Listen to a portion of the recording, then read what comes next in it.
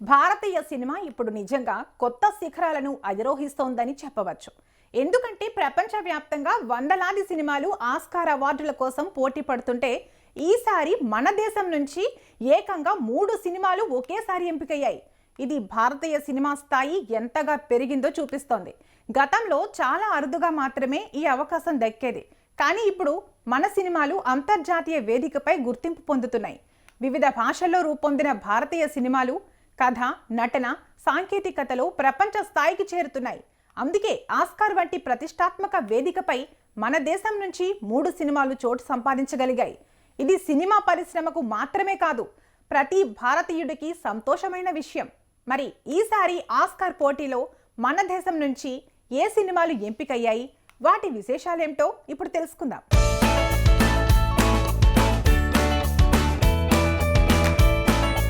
ముందుగా కాంతారా చాప్టర్ 1 గురించి చూద్దాం. 2022లో వచ్చిన కాంతారా చిత్రం భారతీయ సంస్కృతి, సంప్రదాయాలు, భూమి, మనిషి అనుబంధాన్ని అద్భుతంగా చూపించి ప్రపంచవ్యాప్తంగా ప్రశంసలు అందుకుంది. ఆ చిత్రానికి ప్రీక్వెల్ గా తెరకెక్కిన కాంతారా చాప్టర్ 1 ఇప్పుడు ఆస్కార్లో ప్రతిష్టాత్మకమైన బెస్ట్ పిక్చర్ విభాగానికి అర్హత సాధించింది. హోంబలే ఫిల్మ్స్ నిర్మాణంలో రిషబ్ శెట్టి దర్శకత్వం వహించిన ఈ చిత్రం తులునాడు ప్రాంతంలోని దైవారాధన మూలాలను, 4వ శతాబ్దం కడంబ వంశం నాటి చరిత్రను ఆధారంగా తీసుకుంది. రిషబ్ శెట్టి బెర్మే పాత్రలో కాంతారా అడవిని, గిరిజన సమాజాన్ని కాపాడే రక్షకుడిగా కనిపిస్తాడు. ఈ సినిమా భారతీయ జానపద కథలు, పురాణాలు, ప్రాంతీయ చరిత్రను కలిపి అద్భుతమైన విజువల్స్ తో తెరకెక్కింది.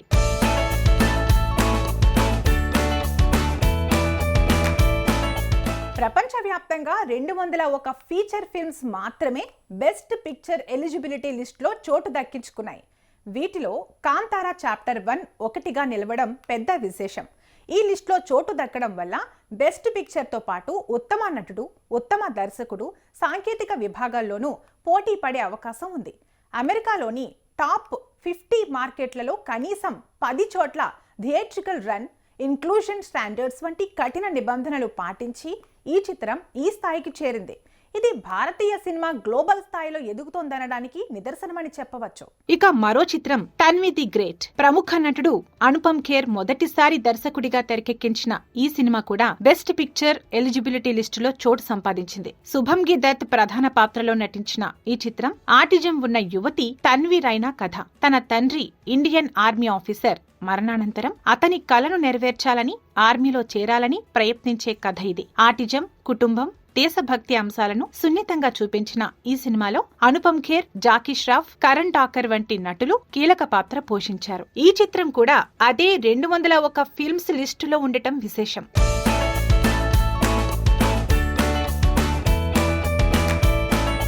ఇప్పుడు భారతీయ యానిమేషన్ రంగంలో సంచలనం సృష్టించిన మహావతార్ నరసింహ గురించి. అశ్విన్ కుమార్ దర్శకత్వంలో హోంబలే ఫిల్మ్స్, క్లీమ్ ప్రొడక్షన్స్ నిర్మాణంలో వచ్చిన ఈ యానిమేటెడ్ చిత్రం ఆస్కార్లో బెస్ట్ యానిమేటెడ్ ఫీచర్ ఫిల్మ్ విభాగంలో పోటీకి అర్హత సాధించింది. ప్రపంచ వ్యాప్తంగా 35 యానిమేటెడ్ చిత్రాలతో పోటీ పడుతోంది. లార్డ్ విష్ణు 4వ అవతారం నరసింహుడి కథను ఆధారంగా తీసుకున్న ఈ సినిమా హిరణ్యకశిపుడు, ప్రహ్లాదుడి మధ్య సంఘర్షణ, దైవికాన్ని అద్భుతంగా చూపించారు. ఇది మహావతార్ సినిమాటిక్ యూనివర్స్ లో మొదటి భాగం. విష్ణు దశావతారాలను ఆధారంగా చేసుకుని మరిన్ని చిత్రాలు రాబోతున్నాయి.